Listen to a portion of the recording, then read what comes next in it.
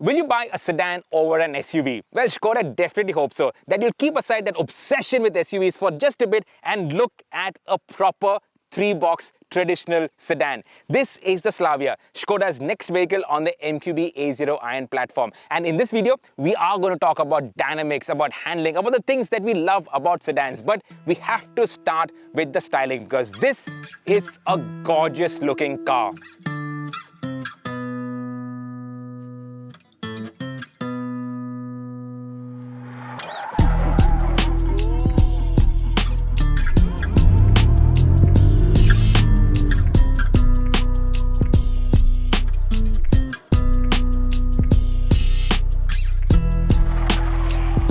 Styling is of course personal, but there is no disputing the fact that the Slavia is one good looking car. Now you have this in-your-face toothy Skoda grille, which actually is nicely executed. You have the chrome framing for the grille, LED lights on the top end variant with these LED DRLs. The bumpers are different from the Kushaq. You get a lot of chrome out here. What you will notice is this Skoda badging, which is similar to what is there on the Kushaq, but the doors are different, and you will notice this prominent creasing in the doors, which gives it nice depth to the shoulder line, nice muscle. You will also notice the ground clearance. This is 179 mm, that's SUV kind of ground clearance, and the Slavia, it runs on 16-inch wheels, not 17-inch wheels, and that means you get a 5-finger gap in the wheel arch. That is big, and I think the stance should have been slightly better. 17s would have given it a lovely stance. The roofline, this is a coupe-like roofline, and we all thought, at least in the spy pictures, that this would have a notchback like the Octavia, but the boot, it opens normally, and the boot space, well, that is massive. 521 liters, and it opens up with the rear seats folded down to 1050 liters, so it's a massive boot. And on the rear, you get the Skoda lettering, and this whole treatment, it actually is nice. Crisp lines, very well executed, just a hint of chrome on the bottom of the bumper, no visible tailpipes, all of that is hidden. But really, isn't this a nice looking car? What do you think? Let us know in the comments below. If the interiors of the Slavia remind you of the Kushaq, well, you aren't wrong because the architecture is shared between the two. But there are a few detailed differences. Now, you will notice this bronze trim that is unique to the Slavia. The circular aircon vents on the edges, that is also unique to the Slavia. These vents in the center are the same, but they are much better finished than what we had experienced on the first lot of Kushaqs. Another thing, the roof lining, this is sorted out. The Kushaqs was a bit saggy, which we pointed out, but this is properly sorted out. It gets a regular sized sunroof, not a panoramic sunroof. The steering wheel, it's a 2-spoke steering wheel, what all the Skodas, the new Skodas have. Some of you have said that you don't like the styling of it, but I kind of like the styling. And on the top end variants of the Slavia, you get a digital cockpit. Analog dials are on the lower variants. The seats, they are cooled, and the position of the cool button, that is down here next to the gear lever, which is different from the Kushaq. The aircon controls, these touch controls, that's also shared with the Kushaq. You get a wireless charger, the 10-inch infotainment screen that has got wireless CarPlay, wireless Android Auto, a lot of connectivity features on it. It's a nice screen, and the wireless connectivity, it actually works very well. So overall, this is a familiar but a very nice cabin. You also get 6 airbags on the Slavia, you get hill hold control, you get ESP, so all the safety features are also baked into the Slavia.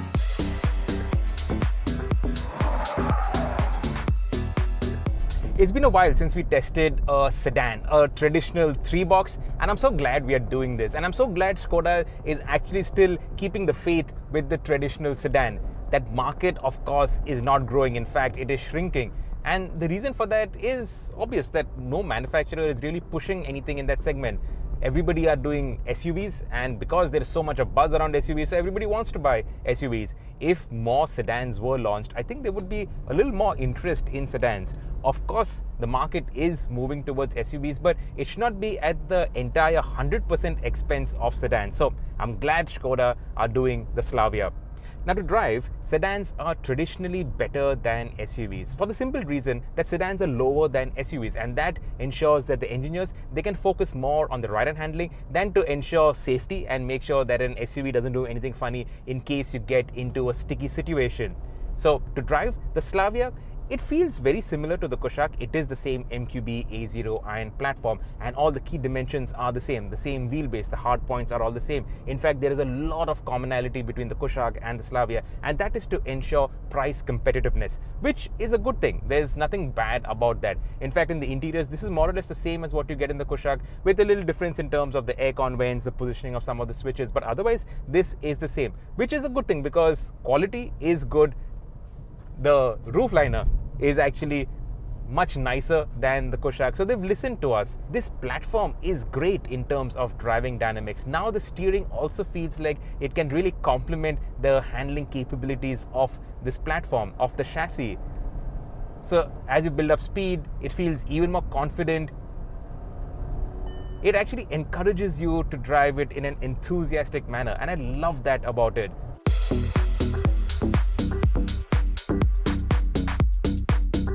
In terms of capability, this is lovely. Compared to all its rivals, the ride on the Slavia is the best in this class. And the handling is also excellent. You can really chuck it hard and fast into corners, and she grips well. The front end, the bite is superb. There is a fair bit of body roll, and it is noticeable. This ride height is actually very high. The ground clearance, it is SUV type of ground clearance. Okay, it has been done to take into account our speed breakers and all of that, but it is a very high riding car, and running on only 16-inch wheels, not 17 inches, means that the gap in the wheel arch is actually very noticeable, but it still grips well. Surprisingly, you would think that the Kushaq on 17s would grip better than a Slavia on 16s, but you can carry more speed around corners in the Slavia than you can in the Kushaq, and that is obviously the tuning of the dampers. It's a lot to do with the center of gravity, with it being slightly lowered. Just makes it all come together so much more. And you can exploit the capabilities of this extremely capable chassis. Small differences, but those small differences, they work so well. They really light the fires of the enthusiast. What we're testing today is the 1-liter TSI. We will have a review on the 1.5 in a couple of days. The embargo for that lifts on the 4th of March. Right now, we can only tell you about the 1-liter TSI, so I'm sticking with this. Our test car has got the 6-speed manual gearbox. The 1-liter TSI makes the same power and torque figures as the Kushaq. 113.4 bhp, 178 Newton meters of torque. You can also get it with a 6-speed torque converter automatic. And it is a punchy engine. A punchy, eager, enthusiastic engine.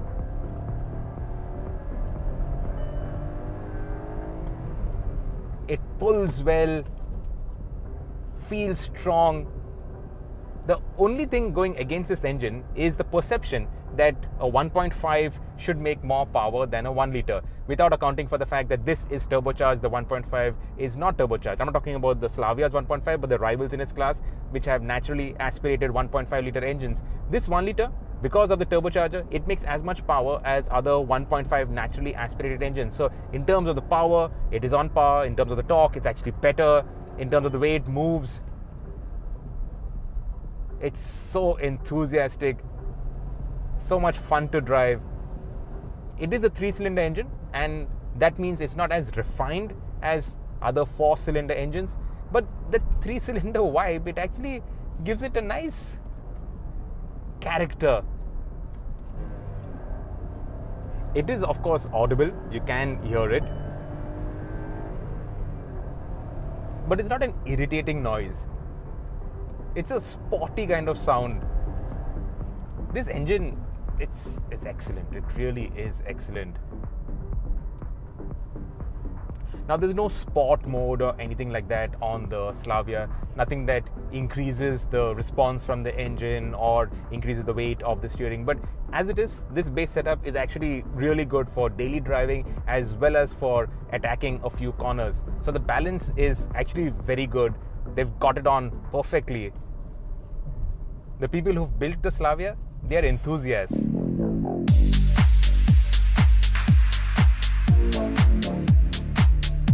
The seat, it goes a little lower than it does in the Kushaq. Not that the Kushaq is also very high, but this is slightly lower, so you sit more within the car. It just engages you a little bit more. The steering, it adjusts for reach as well as rake, so you get a very good driving position. The visibility is good.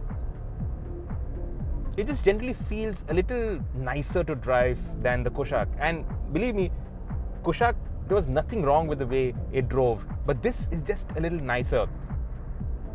Because of the just general makeup of a sedan, they've been able to soften the dampers a bit, so the ride quality is actually better than on the Kushaq. Also, when you go around corners, the inside rear wheel, it doesn't lift, it does in the Kushaq, and that just tells you that it is a little more planted, a little more capable around corners. This is the same torsion beam rear as the Kushaq, but just the tuning, because it is slightly lower, has helped it be a more planted and a more grippy car around corners. Going over speed breakers, it just goes so well over it, and that raised ride height just ensures nothing touches anywhere. I think the ride height is a bit too much, too SUV-like, but our roads are such. I think it's great what Skoda have done. This is what a car is supposed to be. Let's make sedans great again. Why do we buy SUVs? Well, first things first, it is the styling. Everybody wants something that is aggressive, in your face, gets other people out of your way. But today, every new SUV looks the same. So the novelty factor should have worn out a bit. The other reason we buy SUVs is to deal with our roads, and this is the genuine reason. Now, traditionally, an SUV has got more ground clearance than a traditional sedan. It also goes over speed breakers without touching its underbelly. But with the Skoda Slavia, this sedan actually has the same kind of ground clearance as an SUV. It does not touch on speed breakers. It can take bad roads with ease. The underpinnings, the chassis is as robust as an equivalent SUV. So the Slavia, it actually does everything that you want an SUV to do, but it is packaged in a much nicer three-box shape. To my eye at least, this looks better than an SUV. But what do you think? Let us know in the comments below. And especially, I would love to hear whether you think that the Slavia has done enough to temper your enthusiasm for SUVs. Will this get you back into buying sedans? Let us know in the comments below. The final thing that we have to add over here is, how does the Slavia compare with its rivals? What are its rivals? Obviously the Honda City, the Maruti Suzuki Ciaz, and the Hyundai Verna. Now this 1-litre TSI, that competes directly, whereas the 1.5, it sits in a segment all of its own because it has got much more power than all these rivals. Of course, our final verdict will have to be when we get the pricing. Only then will we know it for sure and we can give you a final verdict. But in the way it drives, this actually sets a new benchmark in its class. So if you are a driving enthusiast, the Slavia should definitely be on your wish list.